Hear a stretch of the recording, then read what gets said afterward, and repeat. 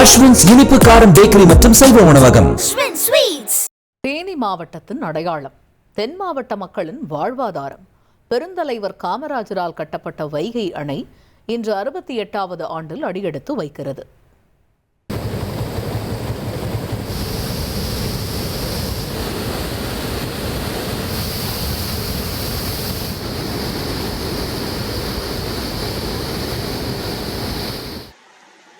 வைகை அணை தமிழகத்தின் அடையாளங்களில் ஒன்று. விவசாயிகள் பலருக்கும் வாழ்வாதாரமும் இந்த அணைதான். இத்தகைய பெருமை கொண்ட இந்த அணையானது 67 ஆண்டுகளை நிறைவு செய்து 68வது ஆண்டில் அடியெடுத்து வைத்துள்ளது. ஒருங்கிணைந்த மதுரை மாவட்டமாக இருந்த காலகட்டத்தில் தென் மாவட்ட மக்கள் வறட்சி மற்றும் அதனால் ஏற்பட்ட வறுமையால் கடும் சிரமங்களை எதிர்கொண்டனர். அப்போதைய முதலமைச்சர் காமராஜர் அவர்களின் கவனத்திற்கு இந்த விஷயம் கொண்டு செல்லப்பட்டது.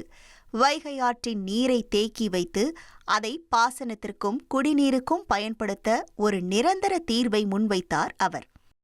வருசநாடு மலைப்பகுதியில் உருவாகும் வைகை ஆற்றின் நீர் முல்லை ஆற்றுடன் இணைந்து மதுரை, சிவகங்கை, ராமநாதபுரம் வழியாக கடலுக்கு வீணாக செல்வதை தடுக்க வைகை அணை கட்ட முடிவு செய்யப்பட்டது.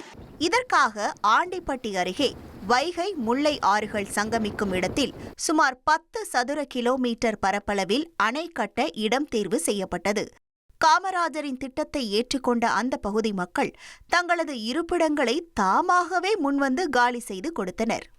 நான் தேனி மாவட்டம் சடால்பட்டி கிராமம். வைகை டம் தேனி மாவட்டத்தில் இருக்கின்றது எங்களுக்கு ரொம்ப பெருமையாக இருக்குது. அதுபோக தேனி மாவட்டத்திலேயோ மற்ற டிஸ்ட்ரிக்ட்லேயோ எவ்வளையோ சுற்றுலா தலங்கள் இருக்குது.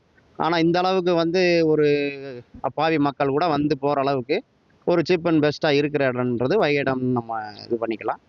குழந்தைகளுக்கு என்டர்டெயின்மெண்ட்டுக்கு ஃபீஸு, பெரிய ஆளுகளுக்கு என்ட்ரன்ஸ் ஃபீஸே ஒரு 5 ரூபா அந்த மாதிரி தான் வாங்குகிறாங்க. அதுபோக இந்த அணை இருக்கிறதே கடல்லே சேராத ஒரு அணைன்றது வைகை டம்னு சொல்லி நான் கேள்விப்பட்டிருக்கேன்.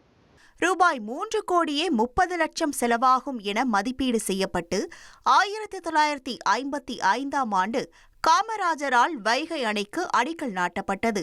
உரிய காலத்தில் கட்டுமான பணிகள் நிறைவு பெற்று 1959ஆம் ஆண்டு ஜனவரி 29ஆம் தேதி அணை மக்கள் பயன்பாட்டிற்கு திறக்கப்பட்டது. அணைக்காக ஒதுக்கப்பட்ட நிதியில் மீதமிருந்த ரூபாய் 40 லட்சத்தில் அணை முன்பாக அழகிய பூங்காக்கள், விருந்தினர் மாளிகை, தங்கும் விடுதிகளும் அமைக்கப்பட்டன. இங்கே 68 வருஷம் ஆகுதுன்னு சொல்கிறாரு வைகை அணை கட்டி. நாங்கள் அப்பப்போ எங்களுக்கு பொழுது போகாதப்போ பார்த்துட்டு போய்கிட்டு இருப்போம். இது குடும்பத்தோட ஃபேமிலியோட எல்லாம் ஒரு நாள் முழுக்க சுற்றி பார்த்துட்டு போகிறதுக்கு நல்ல இடம். டிக்கெட் எல்லாமே நல்லா கம்மியான ரேட்டில் இருக்குது. 68 வருஷங்கிறது இந்த டேமை பார்த்தா அவ்வளோ வயசாகிற மாதிரி தெரியல. ஆனால் இன்னும் 200 வருஷம் ஆனாலும் இது அதே கம்பீரத்தோடு தான் இருக்கும் போல். எல்லோரும் சுற்றி பார்த்துட்டு செஞ்சு போகிறதுக்கு பூங்கா எல்லாம் நல்லா இருக்குது. இன்னும் கொஞ்சம் மெயின்டைன் பண்ணாங்கன்னா இன்னும் கொஞ்சம் நல்லா இருக்கும். எல்லாரும் கொஞ்சம் நீட்டாக ஃபேமிலியாக இருந்துட்டு போகிறதுக்கு எல்லாம் தான். ஃபுட்டு எல்லாம் இன்னும் கொஞ்சம் அரேஞ்ச் பண்ணாங்கன்னா எல்லாரும் இருந்துட்டு போகிறது ஒரு நாள் முழுக்க இருக்கிறதுக்கு நல்லா வசதியாக இருக்கும். 71 அடி உயரம் கொண்ட வைகை அணையில் 6091 மில்லியன் கன அடி தண்ணீரை தேக்கி வைக்க முடியும். மதகுகள் வழியாக ஒரே நேரத்தில் 64,000 கன அடி தண்ணீரை வெளியேற்றலாம். தேனி, திண்டுக்கல், மதுரை, சிவகங்கை, ராமநாதபுரம் ஆகிய 5 மாவட்டங்களில் 3,44,000 ஏக்கர் நிலங்களுக்கு வைகை அணைதான் நீர் ஆதாரம்.